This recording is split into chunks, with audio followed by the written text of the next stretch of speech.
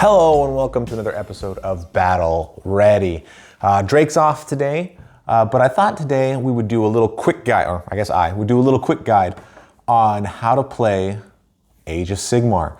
So there's a lot of rules. This guide's going to be a sort of how you would tell your friend how to play Age of Sigmar. So if you're interested in the game, you want to know what you're playing, or if you've watched some of our battle reports and you want to know the rules a little bit better, maybe you don't play yourself, this is a great guide. Hopefully, this will be a great guide on how to get into Age of Sigmar, how to play the game.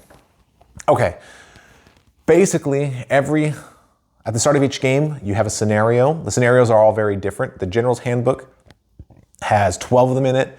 The core rulebook has several, and it's the scenario that decides how you win. So maybe you're all attacking the center. Maybe there's different objectives you're holding. Maybe you're trying to assault a keep or something. So they all have different things, and each one's going to play out a little bit differently and cause you to use different strategies and tactics. But the core rules stay the same throughout each, and the core rules are fairly simple. Now again, I'm not going to go into every little detail and edge case and things like that, but the core rules are fairly simple. So the game gets played over 5 battle rounds. In each battle round, each player takes a turn, right? The way the turns go, it goes, I go, then you go, but then instead of just going back and forth, like in chess or something like that, and each battle round, the players roll with the high roller getting to decide who goes next. So if I went second in a round and I win that roll, I could go first in the next round, effectively getting 2 turns in a row. Because that's there, people need to play strategically around that, and there's pros and cons to that, which we won't get into here. But that is sort of a unique system that Age of Sigmar has. Okay, so what does a turn look like? Okay, so on my turn, you go through several different phases. First is the hero phase. This is basically the phase where I do all the cool hero things. So I might have abilities that trigger in the hero phase, but most of the things I'll be doing are, I'll do a heroic action. Each hero gets to do one of 4 things. They can roll for a command point, get to unbind a spell, heal themselves, or have their finest hour, or what we sometimes call their best day ever, which gives them some bonuses. Each side gets to do that, whether it's my turn or not. I get to have a heroic action. The person who's going then also picks a battle tactic in a matched play session. You won't see that in a narrative play, or some battle plans don't require, I guess is the best way to put it. But a battle tactic is a thing they have to accomplish that round, which will be worth points for the scenario. Once all that is done, I can cast spells. Each of my wizards can cast a number of spells. You can only cast each spell once, or attempt to cast each spell once, generally. And the way you do it is you roll 2 dice. If it exceeds the casting value, for example, Mystic Shield, you need a 5 or higher, then it goes off. Once it's cast, though, an enemy wizard can have a chance to sort of unbind that. If they're within 30 inches, they roll, and if they can beat your roll, then the casting doesn't take place. So it's like a little defense. So every wizard gets to cast their spells, doing whatever those do. Priests can pray. Priests only get 1d6 rather than 2. And you have to get over a certain number, but there's no counter prayer. If you get over the number, you get the effect. The bad thing is if you roll a 1, your priest has been found unworthy and takes a damage. Okay, so you do all those things, and then some heroes and some items will have abilities they can do in the hero phase. You can also issue commands, and in the hero phase, you can issue a command called Rally, which will bring back dead models to a unit.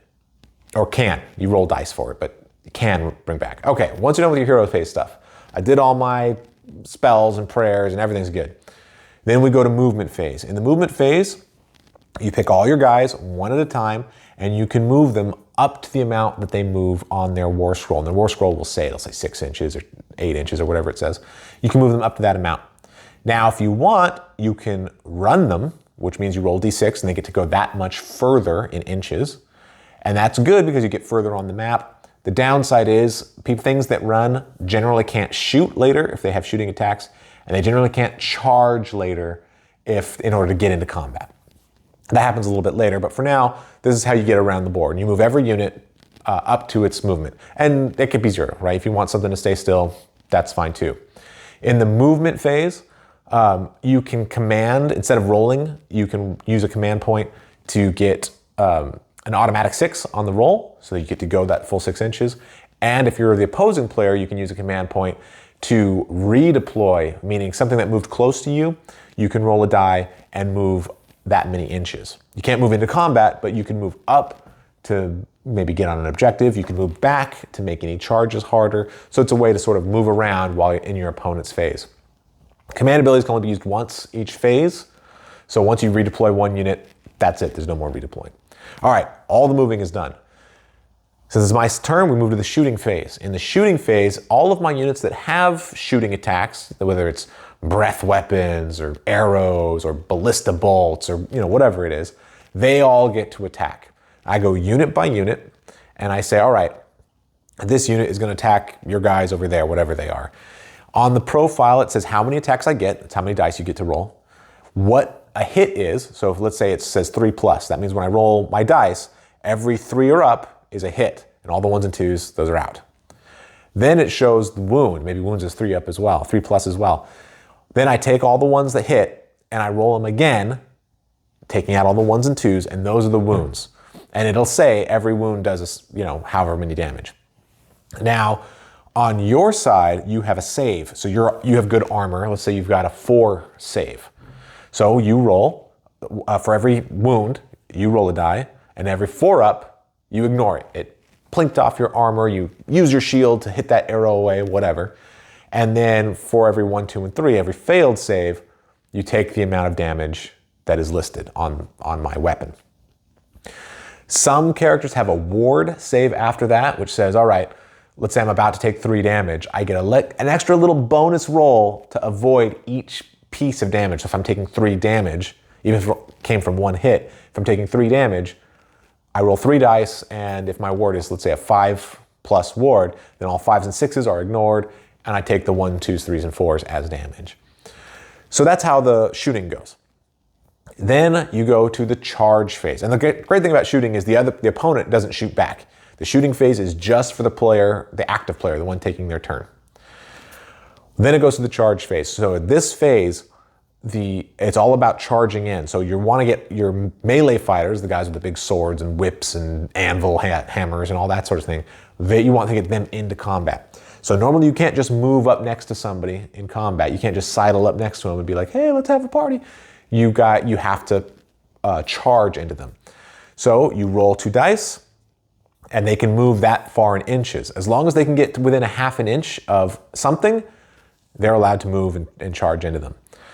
Once all the charges, and I get to do all my charge moves. Once all my charge moves are done, then it comes time for combat. In combat, unlike everything else, it's not just me going. In combat, we actually alternate. It starts with me, because it's my turn, and I get to pick a unit and have it attack. It'll attack on its war scroll. It'll say what weapons it has, how many attacks it gets, how many dice I get to roll for what the hit is, what the wound is, and what the rend is. So you roll those dice, and what rend is let's say you have, I get however many wounds, and you have a save that's a 4 because your armor is good, but I have a 1 rend.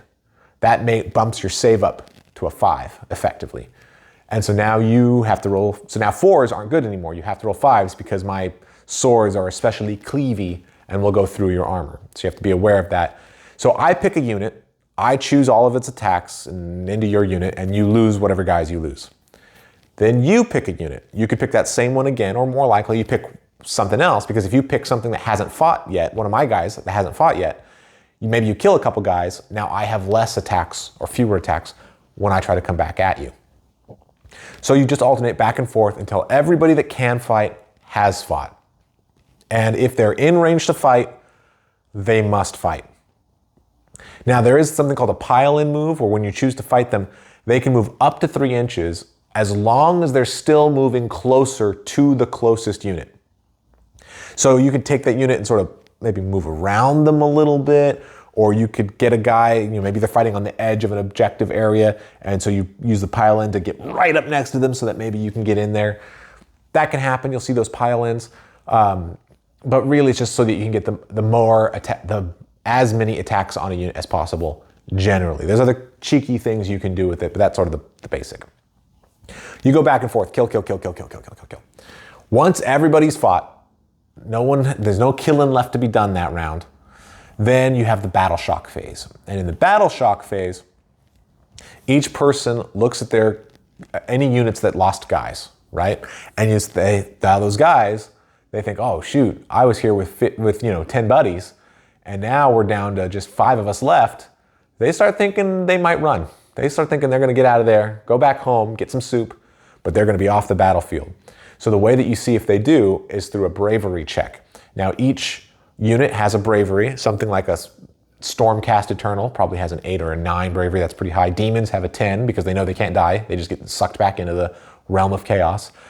But then you have things like orcs and a lot of destruction units that have braveries in the 5, 6 range.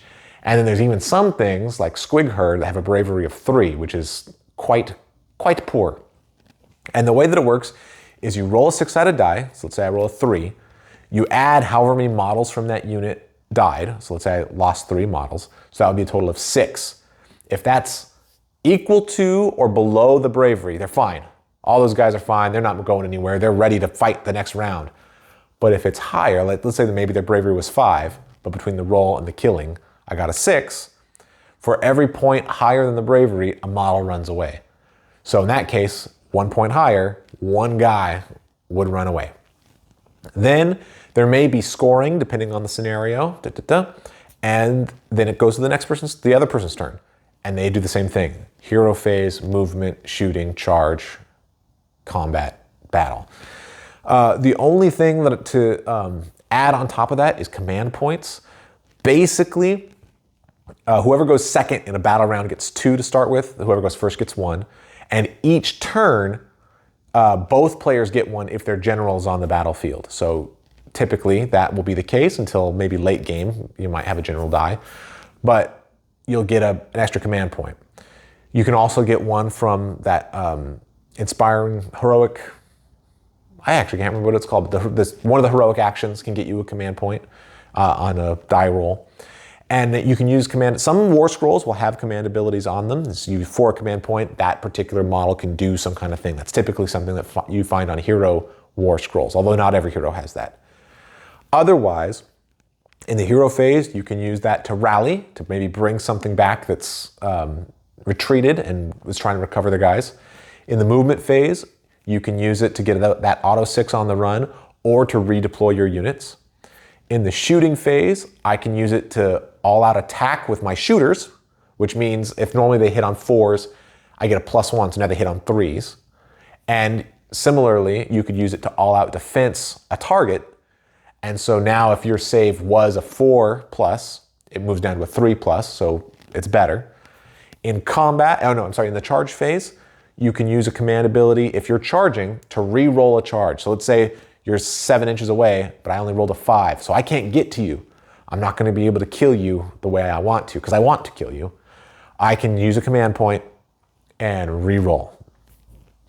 And similarly, if you're being charged, you can use a command point to have a shooting unit fire upon the unit that's charging in. Then in the combat phase, you have all-out attack and all-out defense that you can give again. And finally, in the battle shock phase, you can inspiring presence, which means no matter how many models were lost, you can use a command point to prevent a unit from running. So you don't have to make a bravery check. Now, like spells, you can only use these each once, so you're only going to be able to do that for 1 unit, and you're going to have to roll your battle shock tests on the rest. But oftentimes, there's 1 unit that's taken a lot more casualties than the rest, so the choice there is obvious if you're going to inspiring presence. Managing those command points is sort of a little mini game within itself because it's easy to run out, especially in particular armies. And that's sort of a fun aspect of the game. The only other thing that's important right now is monsters. Some units in the game are monsters. At the end of the charge phase, they can do a monstrous action, just like heroes can do a heroic action in the hero phase. They can do a monstrous action. Generally, they roll a die and they can either stomp a unit, and that'll do wounds to them. They can roar at them so that they cannot issue or receive commands, so nobody can tell them to all-out attack or all-out defense. They can destroy scenery, or they can have a titanic duel with another nearby monster, which gives them bonuses when they're fighting. When you add all of that together, now like I said, that's not everything there is in the rules. We didn't go over miscasting spells. We didn't go over a lot of the little corner cases and some pile-in shenanigans, if something can pile in 6 inches and what that means. I mean, there's all a whole world, right, to Warhammer. But if you want somebody to play with and they just need to know the basics, like how do you actually play this game? How do I go about doing the things so that your models die and my models win? That is the basics, right? When you say it like that, and if you just play with the War Scrolls and you don't worry about too much of the extra abilities, the game really is pretty simple. And so I would encourage you, if you haven't tried Age of Sigmar, if it looks a little complex, them's the basics, and you can layer it up from there afterwards, right? After you've done that, you can read the core rules and find out about Lookout Sir and find out about specific terrain rules and things like that. None of that's necessary to start playing the game and start having a blast with Age of Sigmar. So hopefully this has been helpful. If there's anything I forgot or particular rules that are super important that I, messed up, then, there's ways to build lists with battalions and points and all that. Not covering that today. But if there are things that I messed up and would be terrible, please put them in the comments. I'll see what I can do to fix that. But otherwise, I think this will give new players, and whether you're learning for yourself or you just want to show this to a friend who can watch it and learn the rules before you get together to play on a Friday night or Saturday night, this hopefully has been helpful. So anyway, this has been an episode of Battle Ready, and thank you so much for watching.